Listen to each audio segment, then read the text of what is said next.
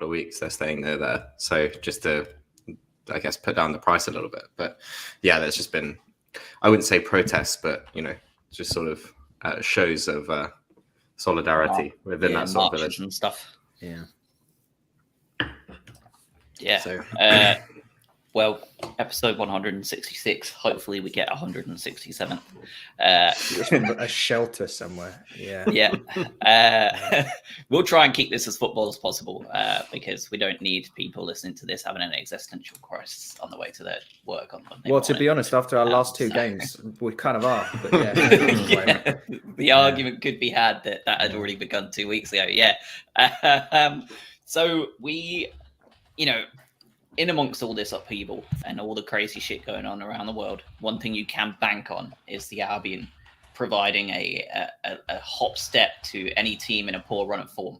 And yesterday was a wonderful way of continuing that consistency in a world full of inconsistencies right now. Villa came to us bereft of confidence, some really poor results lately, and one absolute goal out of nowhere, and then the classic lump over the top counter attack. And it was enough to totally nullify us from the word go. Adam, Craig, how are we? How's life? How are you feeling after that yesterday? It says it all. Yeah. Was it the 79th minute when we got our first shot on target? Yes, it was. Yep, I know exactly which one you're talking about. Yeah, it was like a scuffed Mope shot. Yeah. That pretty much sums up the game. It was it was drab. We looked absolutely toothless. I think we looked worse than we did against Burnley, which is impressive because we looked terrible and we lost 3-0 against Burnley. It's hard to even explain what's happened just because it's hard to pinpoint where it's fallen apart. But the fact is, the wheels have come off right now, and something needs to happen very, very quickly to get them back on. Because we talked a few weeks back about how this run of games that we have is ultimately, in some ways, going to define our season because it's against teams that are either around us or we should ideally be beating because they're lower than us. So we've gone into games against Watford, which we won cleanly. Let's not forget about that. We go into a horribly out of form Man United in a crisis, get beaten. We go against Burnley, get smashed at home. We go against Villa and get smashed at home. We now face Newcastle and then go into a run of Liverpool, Spurs, Man City. Let alone, I guess not even points at the moment. The only way I look at these fixtures and think I feel confident that we'll get something out of them is if we hold them to a 0-0 draw. It doesn't even feel to me like we look like we can score. It's very strange, isn't it?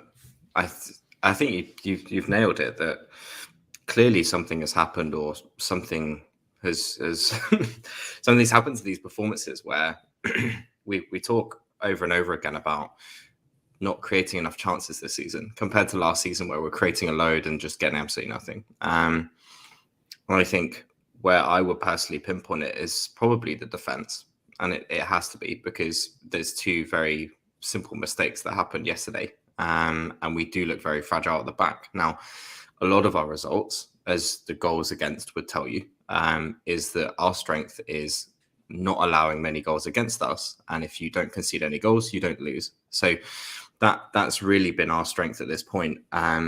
Scoring goals has always been our problem. It has been before this season. It probably will be, hopefully not with Undav coming in, but it seems a perpetual problem for us. The difference is I think Webster's out. I'm not going to subscribe to this Dan Burn bits and pieces where he is the key bit that's now gone and we're suddenly in disarray. I don't think that's it. I think something's changed where we're playing very differently at the back that leads us to be more fragile, and a couple of mistakes yesterday and our attacking prowess means that we're never going to get back into that game. You could have given us another 90 minutes.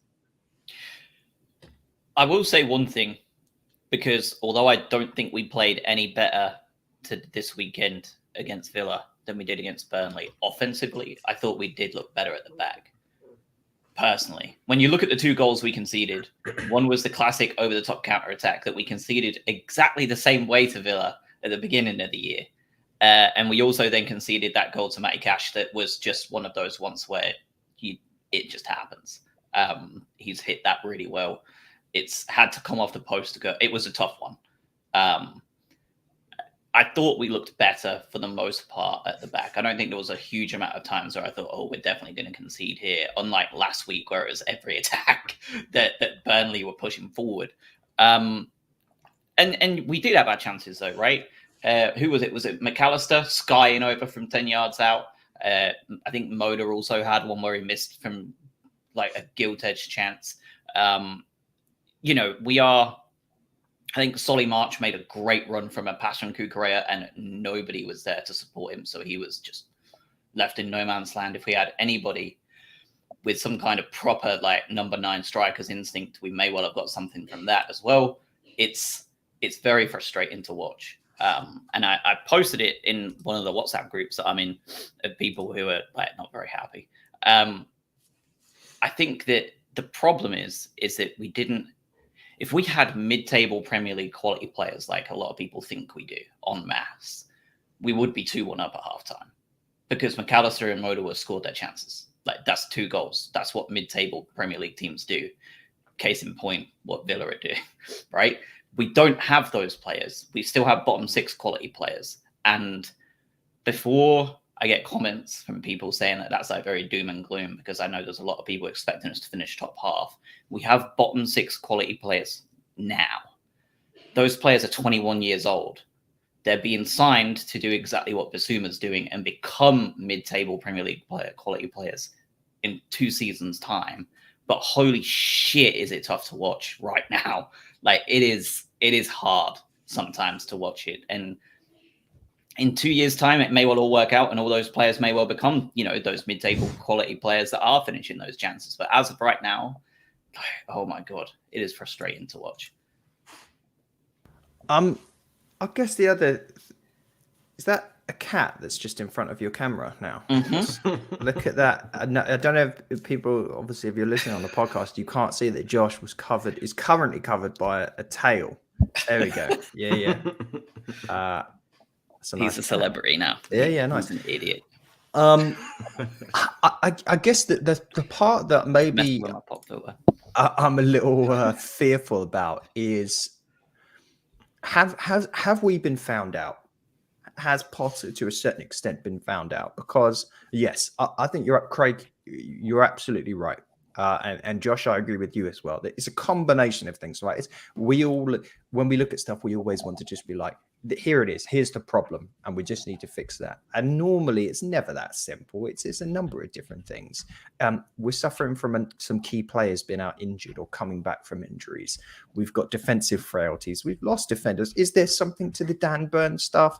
Marginally, right? He was never the savior of Brighton, but would we be a better team right now with him in the team? Yes, we would. I don't disagree with that piece.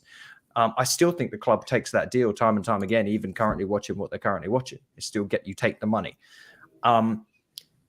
Do we have top half quality players in some positions, but mostly, yeah, Josh, you're right. It's this side was built to be a side that is greater than some of the parts in some ways, right? It's all these players playing together with Potter's system, and they overachieve what their individual capabilities are. That's the design of the team.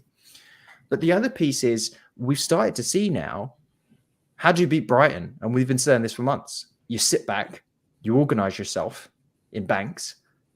We don't have the ability to take long shots. We don't have the ability to do some intricate central passing, or maybe we do, but we don't do it. We get the ball out wide, we cross the ball in, you clear it, you counter against us, and you score. If we don't score, and the cat's gone wild, if we don't score, the game's over. Like it's as simple as that. You can just sit there and you can just beat us on the counter attack. And we're now seeing that time and time again of sides doing that to us.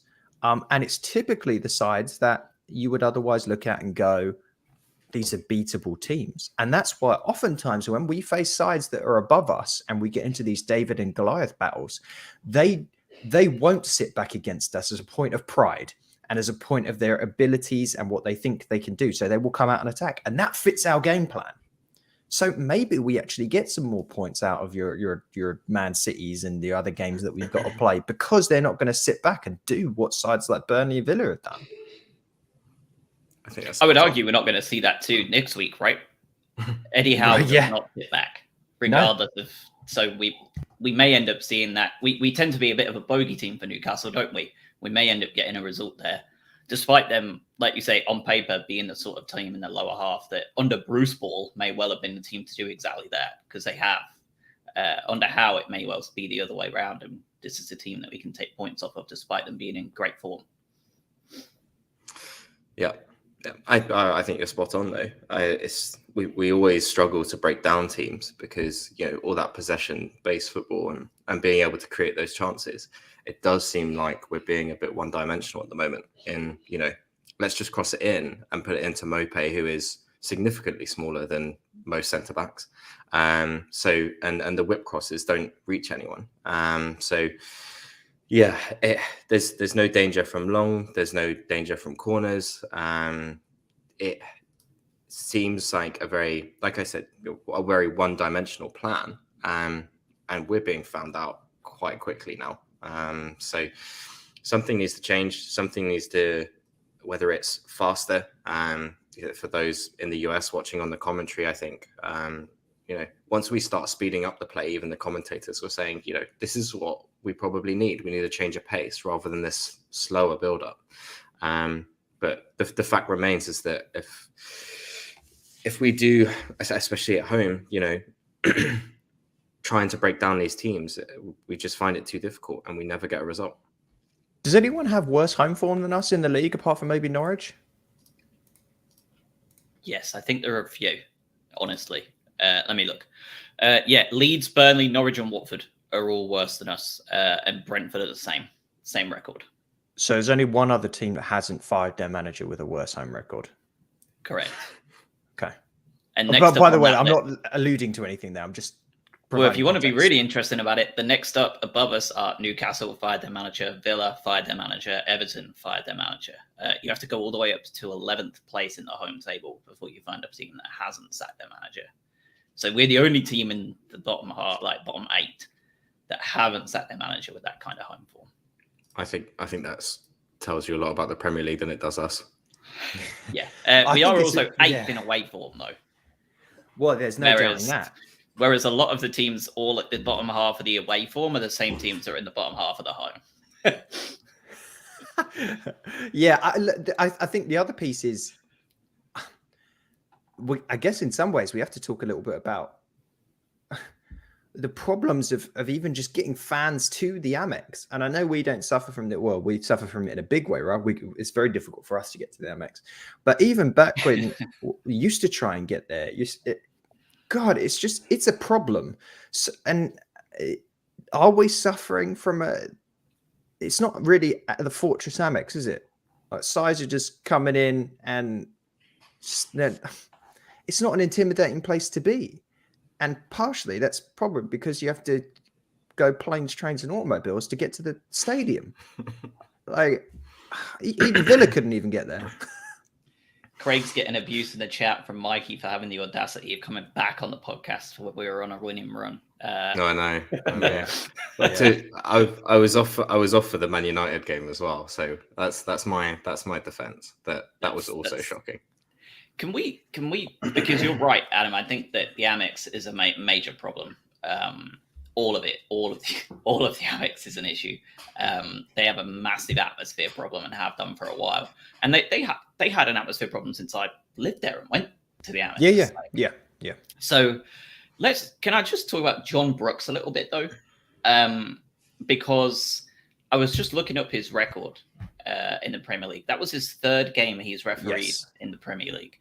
He has given out 16 yellow cards in 3 Premier League games this season. He had no control over that game from word go, did he? I don't think I've seen a more inept refereeing performance over a course of 90 minutes. And not like you screwed us over or you screwed someone over. Just there's a man in the center of the pitch that looks like he's won a competition to be there.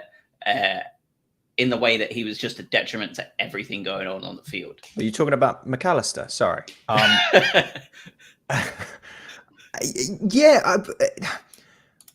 I tweeted out during the game that there's no way this ends with 22 players on the pitch, because it was just, God, it was so scrappy for that first half. I suppose even if we had Pierluigi Collina refereeing this game, we still lose the game 2-0.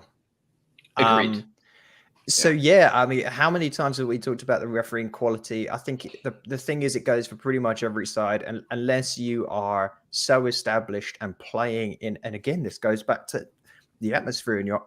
There's no doubt that referees are influenced by rowdy, loud crowds in home games, and you get those big decisions when you're at Anfield and the crowd's going nuts. Referees do get influenced by that. They're certainly not influenced by things at the Amex at the moment, that's for sure. Yeah, I think I sort of, because it's been like Josh said, it's been a thing for a while, hasn't it? Where it's seemingly been an issue throughout. You thought that would change when we got to the Premier League in 2017, and that novelty sort of wore off pretty quicker than I thought it would. But yeah, it seems very drab if in that way. And Adam, to your point, like there's no influence, there's no 12th man there. So there's sort of that home advantage that you get. It just seems a bit off. Well, the stadium cleaned out as well about 80 minutes. And look, again, let's go back to the fact we know we've all been there, we've all done it.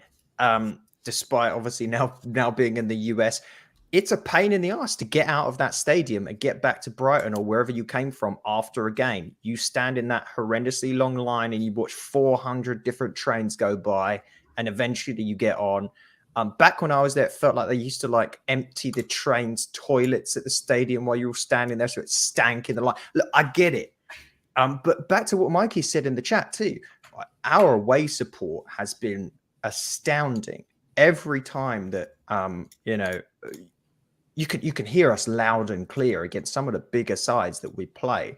But there's just something about it. But again, it doesn't excuse the performances. It doesn't excuse the fact that defensively we're playing Cucurella and Veltman at centre-back alongside a Dunk who's been out for weeks. Webster's out. We didn't have Lallana, who, despite people's mixed reviews on, is integral to the way that this team plays. He was not replaced yesterday. And we just don't look like we can shoot. Those are the things. Yeah. Mikey was talking about the one with the limited seating at home to City, the 3-2 win, the comeback at home. And yeah, that's right. Yes, you're exactly right, though, Mikey. That was the best atmosphere I'd heard since that Sheffield Wednesday playoff game, and that was when we still didn't get up to the Premier League. We're talking 4 or 5 years ago. And it took 8,000 people, and it sounded better than a 30,000 crowd. And this is, like I said, this has been a problem since we lived there. When I had the choice quite often as a younger man to either go to the Amex to watch us play who were Blackburn in the Championship, or to go watch us play Walsall at Walsall, I'd rather go to Walsall. That was more fun for me because the atmosphere was better. The general vibe was better, and it felt like you were proper getting behind the team, and it was always a good day out, even if you got tanked by someone. I remember when we went up to Carlisle and got beat 2-0, and it was awful. There was still a better atmosphere 2-0 down at Carlisle with 800 of us than it has been a lot at the Premier League level at home at the Amex against some of these big clubs that you would expect would have a big turnout. Yeah, and that's I don't think any of that is going to be fixed anytime soon, right? And that doesn't then, I guess, change the fact that we have, although we've not seen many of this season, we've put in some really fine performances at home, where we have performed to a level even when the atmosphere hasn't been fantastic. So again, it's not these aren't binary things where it's like, well, if people just cheered a bit louder and had a couple more beers in them, then we'd win the game. But it certainly isn't helping. Yeah, not at all. Mikey said if he started chanting in the West Upper, he'd look like a lunatic. Oh yeah, I think that's part and parcel of the problem, isn't it? It is. The club is very family friendly, and that is excellent. But you've got to find a divide somewhere, you've got to find a partition somewhere where you can get a decent atmosphere at the same time. Even the greatest fans in the world, Crystal Palace, are struggling with that. They continue to say that they are the best that the world can ever look at. And they still argue amongst themselves as to where they're going to sit. So it seems like a genuine thing that a lot of teams do struggle with. But then, you've got teams like Liverpool who can quite literally dictate an entire European final if it's at Anfield, based on the crowd alone. Yeah. I still wonder whether it's also a bit of chicken and egg with it, right? A crowd is going to be louder, rowdy when the team looks more up for it. And we've seen that in games where it's like, even if we're down, if we look like we're playing good football, we're pressing, we're trying to get back into the game, we get some of that. And I think we would have got some of that if the Watkins goal didn't happen yesterday. As soon as that goal went in, everyone looked around at one another and they thought, there's no way in hell we're scoring 2 goals. See ya. And there's that air of inevitability about the team at the moment, because we know how fruitless we are from a goal scoring standpoint. If you go more than a goal down, we give up. And the amount of comebacks that we've had in the league, they felt that we've always been within reach of the game. When we're 2-0 down now, I don't know. It's just, I'd be amazed if we suddenly, smashed in 2 goals against a side that then just puts 9 men behind the ball. We just can't do it. We just don't look like we can do it. Yeah. Let's talk about the players, because I don't think there's much more to talk about on the game. It was the same as we've seen the last couple of, it is what it is. If you've listened to the last 2 episodes, the overall ebb and flow of the game is pretty much exactly the same. So you can go back and listen to that if you want. The players themselves, I don't think Donkey looked off it yesterday, which he had been susceptible to when he first came back from his injury. He didn't look way off the pace like he had been previously. Obviously, it wasn't at his best because we conceded 2 goals, but I was at least happy to see that he was not all over the shop. I thought Cucurella played quite well, other than clearly being targeted to get carded by the Villa players as much as possible. I thought we actually played badly. I thought he was one of the poorest players on the pitch for me, Cucurella. Yeah, really. For his what we know he can do. Okay. Yeah, and maybe that's an important bit of context to add. Like, for him, it was a bad game, in my opinion. He was still better than a number of players on the team just because he is a better player. But he felt poor to me. I don't know what maybe Craig can mediate us. No, I take the partisan sort of route and just say, I think you're right. Like, the bar that he set for himself, especially when he came in and hit the ground running, his bar is high, and he was better than a number of players yesterday, but he's not up to that usual standard that we would expect from him. And that might be unjust a little bit, just because he did set that bar so high, and we're suddenly talking about a wing back that's probably one of the best in the league. For him to have an okay game means that he might get scrutinized a little bit. I got a Twitter direct message yesterday, shortly after the game. I suspect when someone was in one of those aforementioned train queues. Gareth Hayden, hope you don't mind me name dropping you, Gareth, said Bissouma was a disgrace today. I was at the game. His game plan consisted of a 5-yard pass back and then strolled around the pitch meanderingly.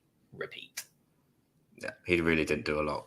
It was well, and we sat here last week talking about it, right? Is that this could be a make or break game for him, that there's now no excuses, and see what he does against this Villa team. See if he can pick it up by the scruff of the neck like he normally does with games where we're a little bit iffy. We saw nothing of the sort yesterday. I didn't see anything of I don't want to say the old Basuma, but again, from a bar and an expectation standpoint, we're just not seeing what we used to be seeing it from him. Something's changed. I don't know if it's the mentality or whether it's just too much in one go after coming off the AFCON, but that's not the Basuma that we know and love and like to watch. When was his last good game? I think he played pretty well against Man U, if I remember right. He did. He played really well. He basically ran it. I remember saying if it wasn't for Basuma, we'd have conceded 2 more. And I think that's probably what we're seeing, right? He'll play well when he's in the shop window, and then when he's playing against Burnley and Villa, he's going to coast. And but maybe that we could say that about the whole team. He's as you say, he's been dire, and this goes back to the point that Josh made earlier in the pod. This team's quality at a baseline is towards the bottom part of the table. Where we've been going above and beyond is some of these players that have abilities that are beyond that have been playing out of their skin. Kukureya, Bissouma, Lamptey earlier on in the season, really going above and beyond and dragging us up the table. When they don't do that, when you see Kukureya not playing that great, when you see Bissouma chugging along, not doing much, when you see Lamptey kind of just marked out of the game like we saw yesterday for the most part, he still did a bit, you're going to run into problems.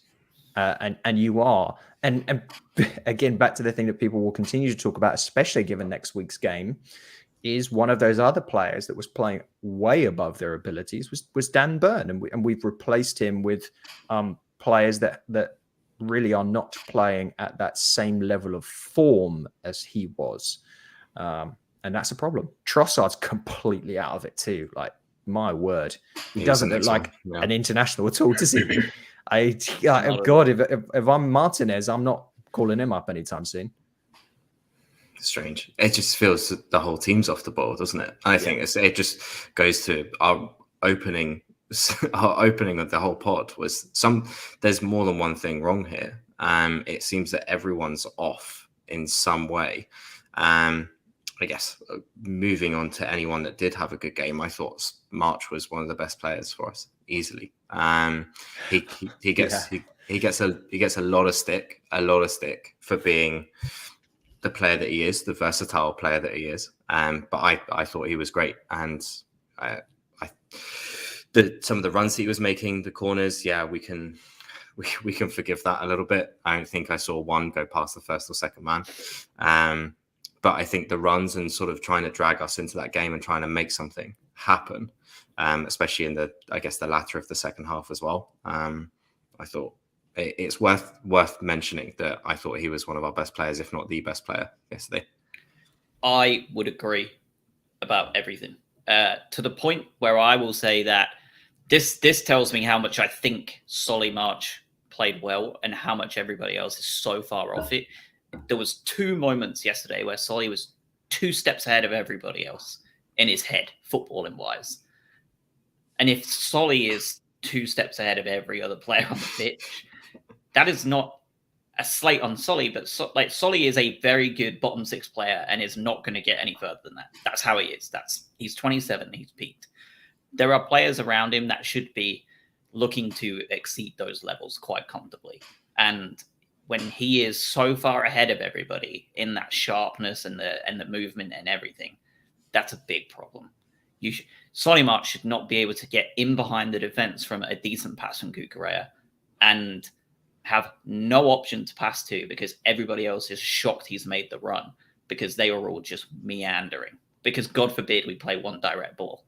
That was horrific. And then there was another one not too long before or after that, where he beat a man and was wide open and had the ball at his mercy and there was no one in the box even trying to look active. Everyone, and I think he ended up just having to hit it for a corner, like just get a deflection off of someone because again, there was just nothing going on. Everybody was just what Gareth said about Bissouma, just strolling. He even put it on Welbeck's head to a T in the second half. I mean, he couldn't really have done much more. That was gilt-edged, that chance, yeah. So, he done everything that we could have asked from him yesterday. to the point of genuinely putting it on someone's head for them to finish, and it just wasn't there. I can't blame him at all. I thought he was. I mean, we're going to talk about man of the match, but it's pretty clear to me. Here's a question. Why did we only make one sub? It's a great question, and I was thinking the same thing yesterday. Answers on a postcard because I don't know.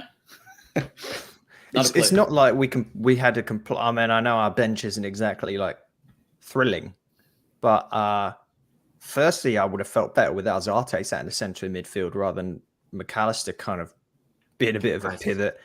I thought with McAllister coming in and playing centre mid because Lallana was injured, it makes no sense to me that Alzate didn't play there instead.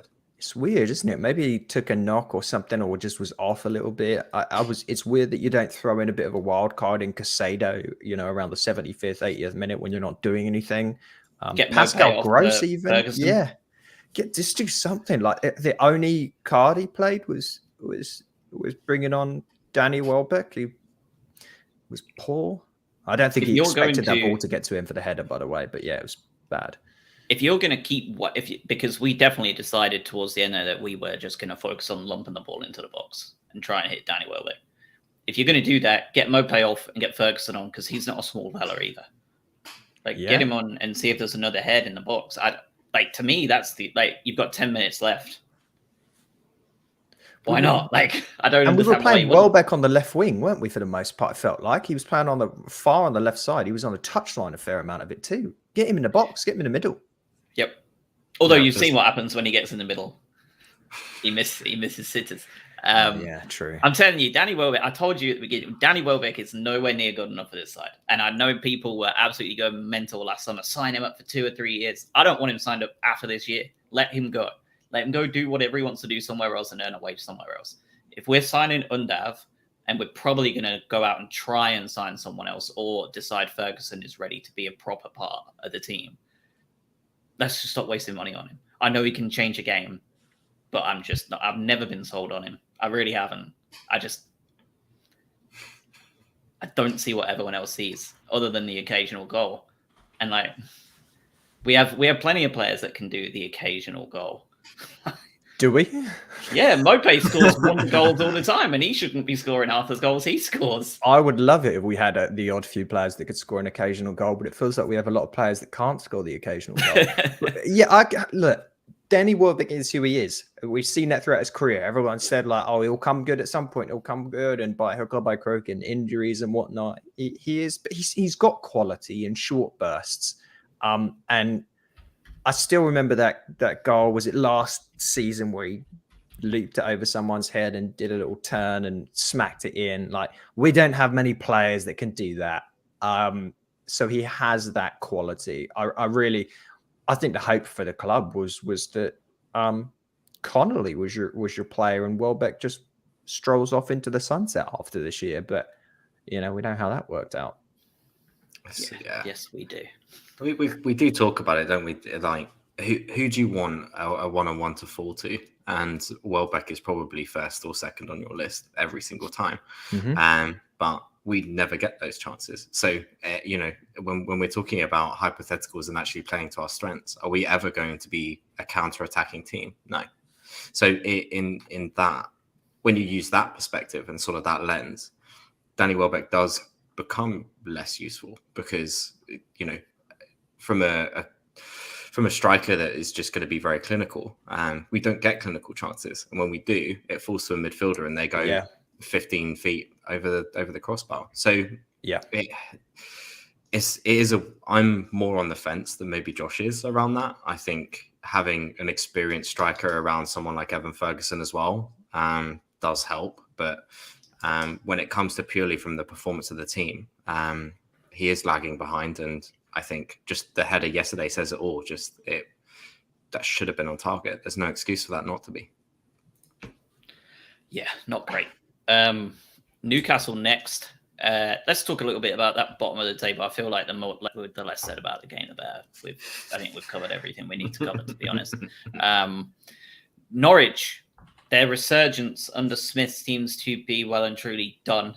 They are back bottom of the table, 17 points after their good run of form. I think it's safe to say that any hopes they had, I think, of making that great escape is probably over with this coming back down to earth. They got drubbed by City, drubbed by Liverpool, and then Southampton, who are not the same caliber, obviously, just put 2 past them, could have been 8 or 9. They were really poor this weekend. Watford, if you're Watford, good draw yesterday against Manchester United. I think everybody's eyes have got to firmly be set on Leeds now, haven't they? Mm-hmm. Because I thought Everton played well yesterday and were quite frankly absolutely robbed by the penalty shout there. I don't know if you saw that with Rodri. But Leeds, the greatest manager to ever grace God's green earth, has been fired, sacked, gone, binned off. And they're bringing in Leipzig's ex-American manager. Jesse Marsch. They are in terrible form. They've conceded 20 goals in the month of February, which is the most goals conceded in a month by any Premier League team. And February is the shortest month for those who are trying to remember that. That's really as bad as it gets. They're a minus 31 goal difference now. Only Norwich are worse off. So Watford and Burnley win and they go above them. So that's just a fact. And they've got 2 games in hand on them.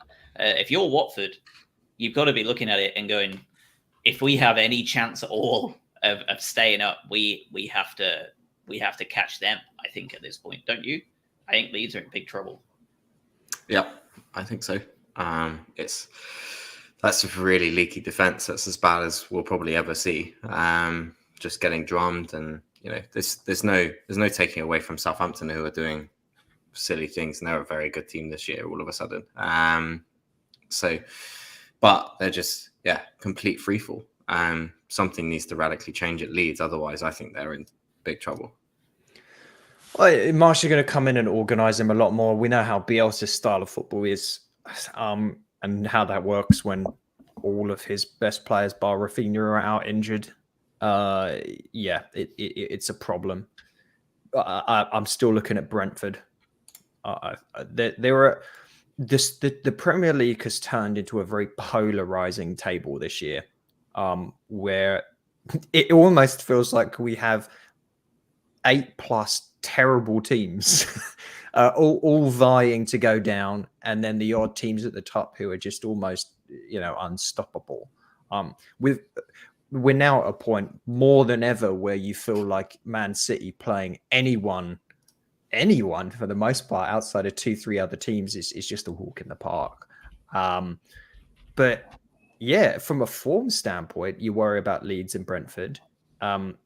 I know Everton, you mentioned they were a little unlucky there, but again, form-wise, no one's really sold on Lampard just yet. Like, who knows? But quality-wise, they should be able to do it. Outside of that lot, if I put us up against who else we are around in the table, Southampton, Palace, Villa, Leicester, and Newcastle, I hate to say it, we're the worst form team out of all of those. We look the worst out of all of those.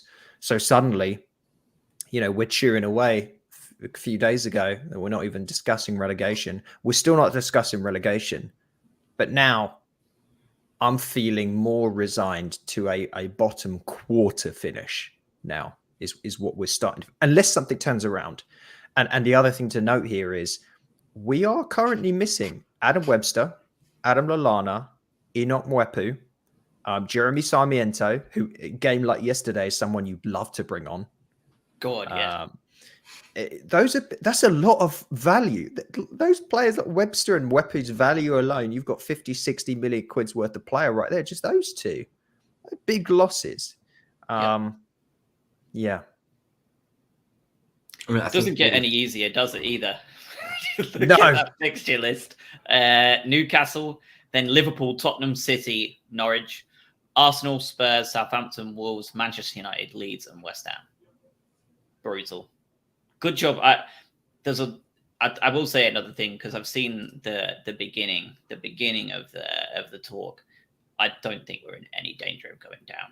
I think we would literally need to lose every single game for the rest of the year, and other teams would have to exceed expectations. I think Watford are needing over a point per game to catch us now. like, let that sink in to the people listening who are concerned we may go down.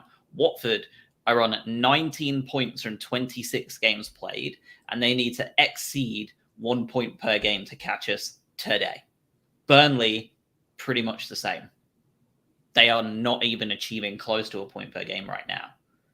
So I think for anybody really worried about it, and there are people, unless they're just like trolling, but they kind of, they've been that way for ages. I recognize the names and people get scared very easily. We aren't going down. It could be a really shit end to the season and could be very boring and unfun to watch. But I don't think there's any risk of us becoming a championship team this year. Not even, I really wouldn't even worry about it. I think there's that change in perception though, isn't it? Where we sat here 3-4 weeks ago saying how far up the table should we be looking, and now almost borderline consigning ourselves to, okay, we'll finish 14th and 15th, and we'll deal with that. So, and it all stems on to Josh's point earlier, just around the fact of the caliber of this team and where we should be looking, not where we think we should be looking, but realistically, where does this team finish in a genuine team like a league of 20? And Adam, to your point, you've got very bad teams in this Premier League.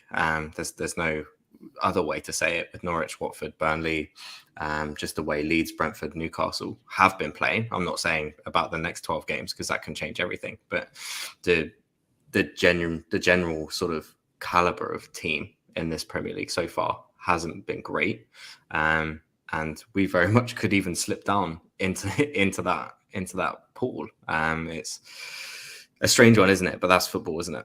So yeah,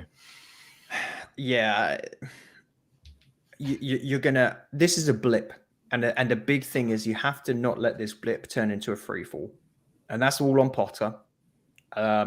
And that's what he gets paid for. You can't get smacked by Burnley, comfortably beaten by Villa, and then go lose to Newcastle before going into a string of games against Liverpool, Spurs, and Man City.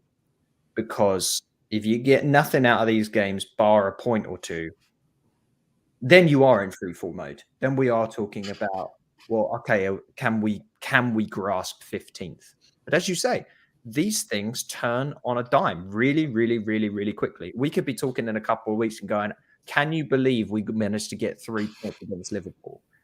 Now we're looking up again. We suddenly can turn things around. Basuma's playing a bit better. We've got Webster back. Lallana's back in. Weppy's back in training. Like, these things can change, as you say. But it doesn't look good right now when you look at things. When you look at the results, if you look at the upcoming fixtures, my eyes go to April, where we play Norwich. And right now, again, I still don't, until this side proves otherwise, it doesn't feel like we're capable of scoring. And that has to change before we start having any other discussions. You've got to score to win a game. I know that sounds so stupid and cliche, but we have not been able to score for 15 over 2 weeks. And that's been 4 games we've played. I'm excluding the Watford game. 3 games we've played where we just haven't been able to score. It's less than a goal a game. It's what, 25 goals, 26 games? Yeah.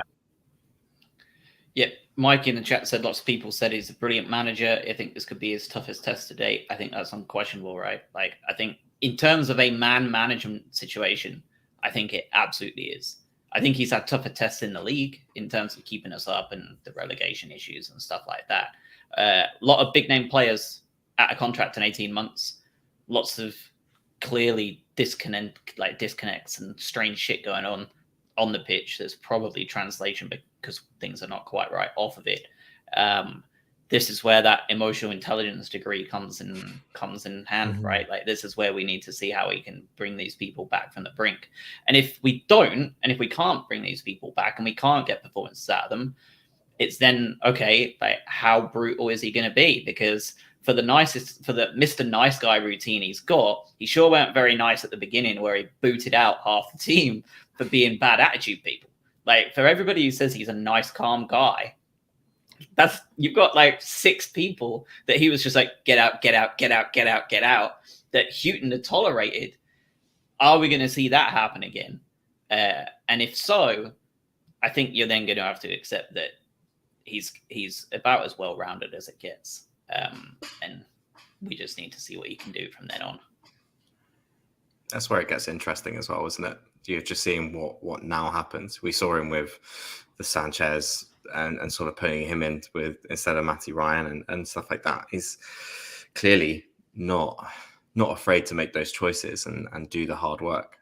So we'll see. Like you said, clearly there's something off the pitch as well to see such a change in not just fortunes, but just the performance in general, and how we're playing. And with those contracts coming up, yeah, I mean, it could be exciting. It could be absolutely devastating. But, you know, a lot of that lies on the shoulders of Graham Potter. God, this Newcastle game's important, isn't it? 4 wins out of the last 5 games. Yeah. Yeah. And we've lost 3 out of the last 5. I hope Webster's back for this game. I really do. It's looking dodgy from what Potter said yesterday. I think we've said this multiple times. I think he's the difference. It'd be laughable if we go into a game against Newcastle with a worse defense. Think of how the tables have turned. Yeah. Final thing, the championship table. I will go ahead and say massively riskily here that the top crop of teams don't look like the type that are going to comfortably just stay up next year either. Fulham are running away with it, and they have proven time and time again they are not a team that have the ability to stay in the Premier League. Bournemouth are below them, and that entire championship playoff picture doesn't particularly fill me with dread either. It's not like years past, right, where you've had Leeds come up and you're like, okay, they're probably going to become a bit of a fixture here. You've not got your Brentfords where they're coming up and they're in such a great run of form and such a well-built side where you think, shit, they could end up staying here a year or two. These are a lot of yo-yo teams that are going to inevitably be struggling massively, which I think gives us that bit of extra calmness, I think, going in. Like, let's not lose our minds and be really worried that we're going to have another Villa coming up, another Newcastle coming up, another Brentford, another Leeds. I think we're in a spot where we can look at the teams coming up from the championship and not lose our minds over the summer as well, because I know there's going to be some people wanting to. It's so early to say. You're probably right. I know. But on the other hand, though, you've got sides now like we've talked about Newcastle so much at this point, but Newcastle now are we're not fighting with Newcastle any longer after this season. So that removes one from the equation of potentially relegated sides. Burnley seemingly can never get relegated, and maybe they'll even pull this one out the bag. And suddenly, you're just hopeful that the bottom churns out. Who knows? Our future is going to depend so heavily on this transfer window.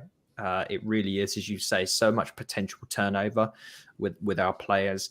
Pivotal players potentially going. We know Basuma was already seemingly got 1.5 feet out the door at the moment based on the performances. So there's going to be a big change. It'll be really, really interesting to see what level of investment we'll get into the team this transfer window. We know we've already signed Undav to not big money at all. Incredibly big coup if he even partially works out. If he turns into a 10-goal a season striker, you don't get those for 6 million or whatever we paid for him anymore. That's fantastic. It's a low risk, high ceiling kind of deal. There's a lot of other pieces that we need to get into place now, based on some of the deals that we've done. Yeah. Who doesn't love a transfer window? Yeah, it's the hope that kills you, isn't it? Yeah, I think this one is going to be, like you said, it's going to be an absolutely pivotal one. And I think that Mikey in the chat saying that, this could be as tough as test today. I think that extends from now until the beginning of next season. I think with that turnover, with the form, with everything going on, now to kick off in August or wherever it is going to be. I'm not sure when we kick off due to the Winter World Cup. So, I keep forgetting about that. Like, usually I'll be able to tell you, but I'm not 110% sure anymore. So whenever it is we kick off for next season, between now and then, this is going to be by far. This is going to be Tony Bloom's biggest test to date. let alone Graham Potter, there's going to be the club's biggest Premier League test to date by miles. Post Ashworth transfer window. Yeah. Post Ashworth, post a lot of big players that we brought in there for lots and lots of money as well. We spent a bunch of money on Trossard, Mopé, that are all coming out of contract. So be interesting. Let's hope with the world around us, we can have a look at what's going on instead of it being winter instead of summer. Hey, here's one bright spot. For those that haven't been paying attention to some of the youth players, keep an eye on the name Zach Emerson, 2 M's. He is playing in the under-18s right now. Scored 11 goals in 14 appearances, with 3 assists. So a goal contribution, 1 per game at the moment. I mean, he's 17. It's going to be a while. Obviously, Evan Ferguson's next on the pecking order, but just some way further down the line, little hope that we potentially have a bit of a gem there in the youth group.